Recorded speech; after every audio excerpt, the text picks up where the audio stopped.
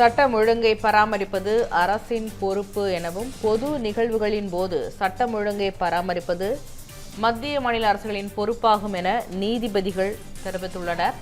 அண்மை செய்தியாக பார்த்துக் கொண்டிருக்கிறோம். பொது நிகழ்வுகளின் போது சட்டம் ஒழுங்கை பராமரிப்பது அரசின் பொறுப்பு எனவும் பொதுக்கூட்டம் பேரணியின் போது வழிகாட்டு நெறிமுறைகளை வகுக்க கோரிய வழக்கு உச்சநீதிமன்றத்தில் விசாரணைக்கு வந்துள்ளது. இந்நிலையில் சட்டம் ஒழுங்கை பராமரிப்பது அரசின் பொறுப்பு என தெரிவித்துள்ளனர். அரசியல் கூட்டங்களில் நெரிசல் மற்றும் உயிரிழப்பு ஏற்படுவதை தடுக்க உரிய நெறிமுறைகளை வகுக்க வேண்டும் என மனுதாரர் தரப்பில் வாதிடப்பட்டது. இந்நிலையில் சட்டம் ஒழுங்கை பராமரிப்பது அரசின் பொறுப்பு என தெரிவிக்கப்பட்டுள்ளது. இதுகுறித்து விரிவான தகவலை தெரிவிப்பதற்காக செய்தியாளர் கவியரசன் இணைப்பிலுள்ளார். கவியரசன், மேற்கண்ட செய்தி குறித்து விரிவான தகவலை பகிருங்கள். வணக்கம். பராசக்தி.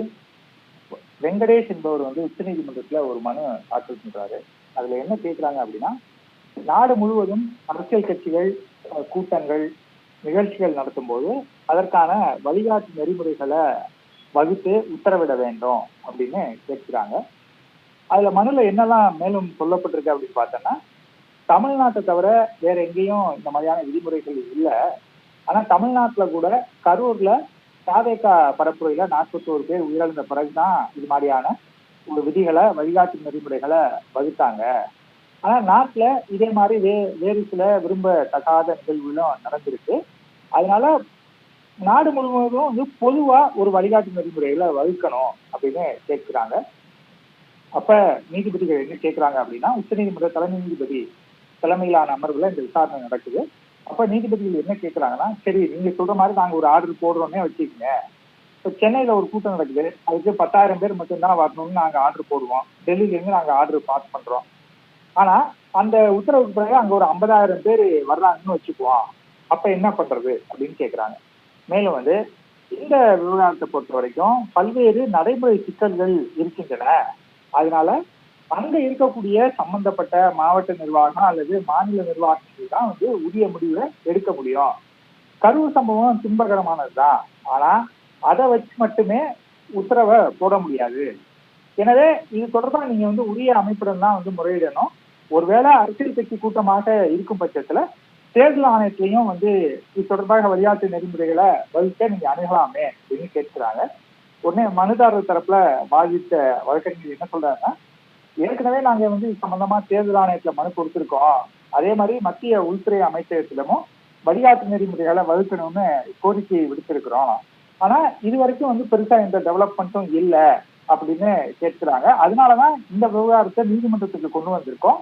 நீங்க ஒரு உத்தரவு பிறப்பிக்கும் போது அது நாடு முழுவதும் ஒரு பொதுவான உத்தரவாக மாறிவிடும். அதை அமல்படுத்துவதில் சரியான நடைமுறைகளை பின்பற்றுறதுல வாய்ப்பு ஈஸியா இருக்கும் அப்படின்னு கேட்கும்போது நீதிபதிகள் ஒரு உத்தரவை பிறப்பிக்கிறாங்க. அரசியல் கட்சி கூட்டங்கள் அப்புறம் பேரணிகள்ல கூட்ட நெரிசல் ஏற்பட்டு உயிரிழப்பை தடுப்பதற்காக ஒரு பொது வழிகாட்டு நெறிமுறையை உருவாக்கணும்னு மனுதாரர் கேட்கிறாரு.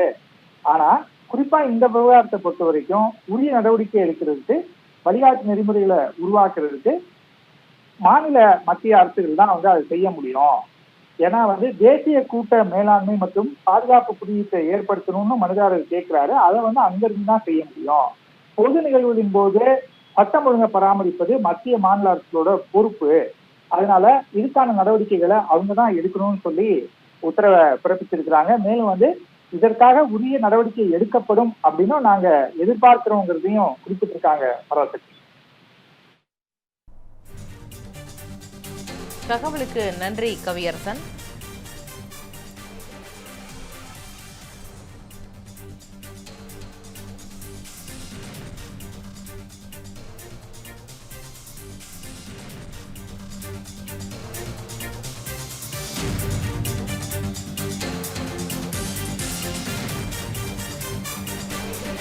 சட்டம் ஒழுங்கை பராமரிப்பது அரசின் பொறுப்பு எனவும் பொதுக்கூட்டம் பேரணியின் போது வழிகாட்டு நெறிமுறைகளை வகுக்க கோரிய வழக்கு உச்சநீதிமன்றத்தில் விசாரணைக்கு வந்துள்ளது.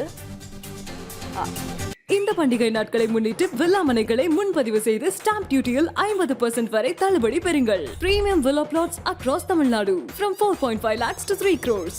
One G Square. For details call 8939750009.